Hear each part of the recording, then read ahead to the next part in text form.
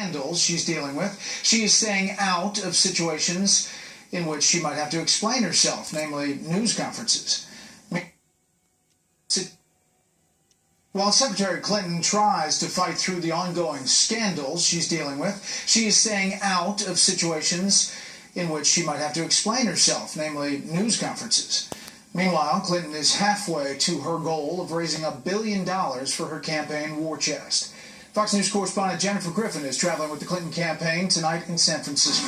Hillary Clinton has not taken any questions from reporters as she completes a 3-day swing through California to raise millions of dollars for her campaign and the Democratic Party since new reports have emerged that Clinton Foundation donors had special access to the State Department. Her strategy for weeks has been to lay low and let the focus remain on Donald Trump. They just sat back, raised money, raised substantial money, run pretty good commercials, and just put the spotlight on Trump and let him perform.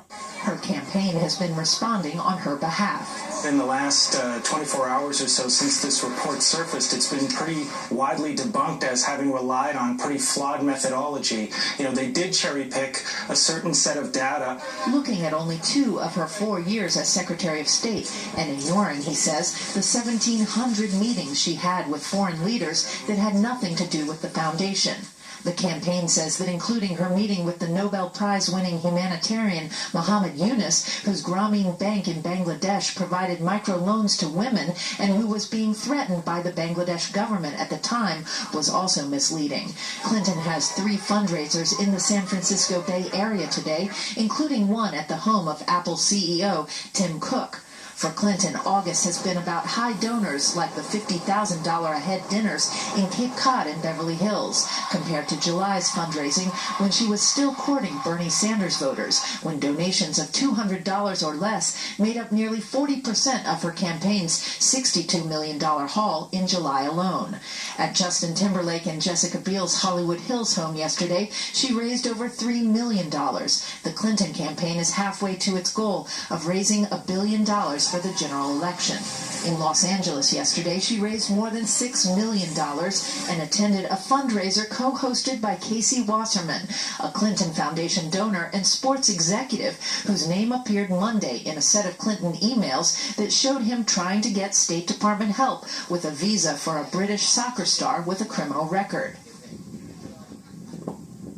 Clinton aide Huma Abedin pushed back, and that request was never granted.